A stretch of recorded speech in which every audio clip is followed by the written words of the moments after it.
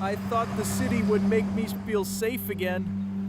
After what happened on Maple Street, I needed noise, chaos, something to drown out the silence.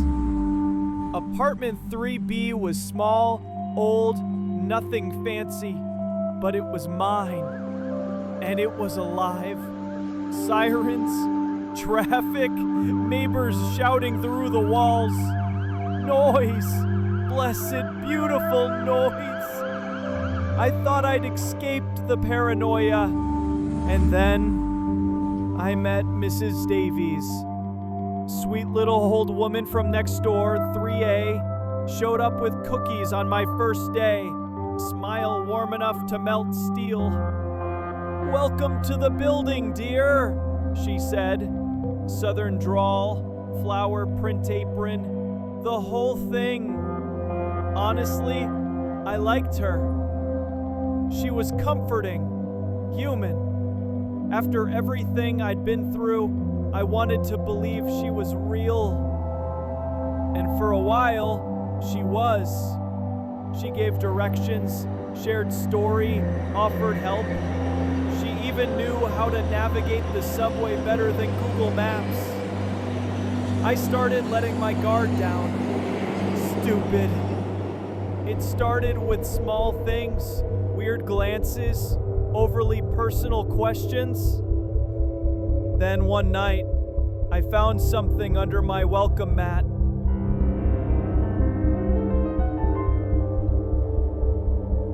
A carved wooden bird, too perfect. Its eyes felt like they were watching.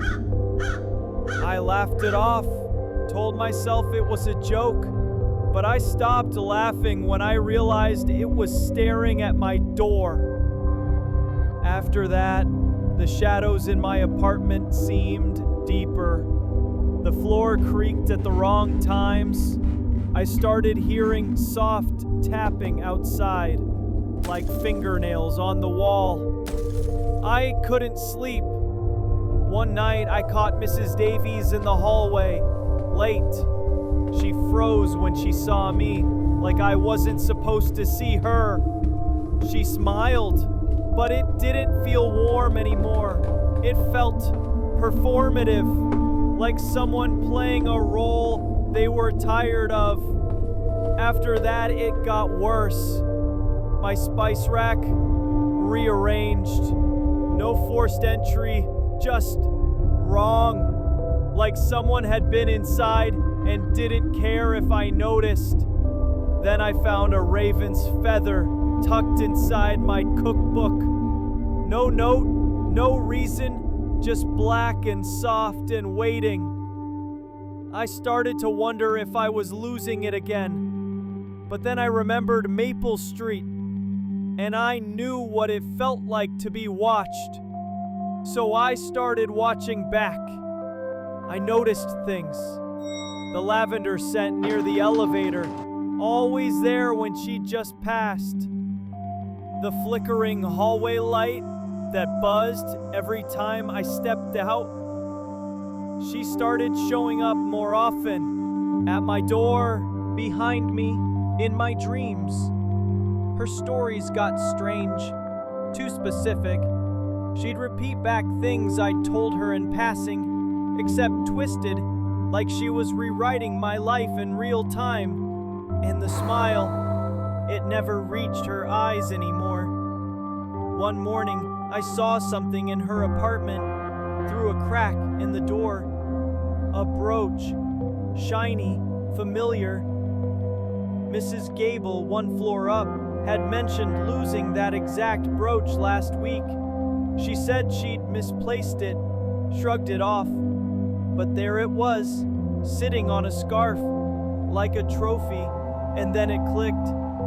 Mrs. Davies wasn't just watching us, she was collecting us.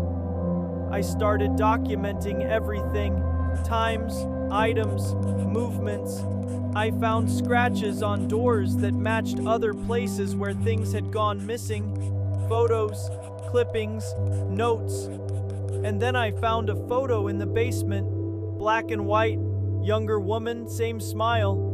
Mrs. Davies, decades ago, holding a bag of stolen antiques from a news article that never named a suspect. She'd been doing this for years, different buildings, different cities, different lives. I gathered what I had and took it to the police. They listened, sort of, but they wanted fingerprints, video, something concrete. They didn't understand. This wasn't some petty theft. This was psychological warfare.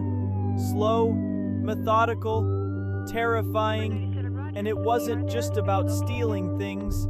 It was about control. So I confronted her. I knocked. She opened the door, that same smile glued to her face. I showed her the photo, said I'd been researching the building. Her smile dropped for half a second. Then she said, "You mustn't jump to conclusions, dear. Appearances can be deceiving." Her hand touched my arm. It was cold, not the skin, the intention. I walked away. That night, she passed my door, didn't stop, but I could feel her eyes through the peephole. Then came the threats. Broken window, a note under the door. Stay out of things you don't understand. I started sleeping with a knife next to the bed. I stopped going out at night. I stopped answering knocks at the door. Mrs. Davies is still there, still smiling, still baking, still watching, and I can't prove anything. Not yet. But I know what she is. She's not a neighbor. She's a predator, and I was the next name on her list. Now I wait, I watch, and I pray. She never finds the key.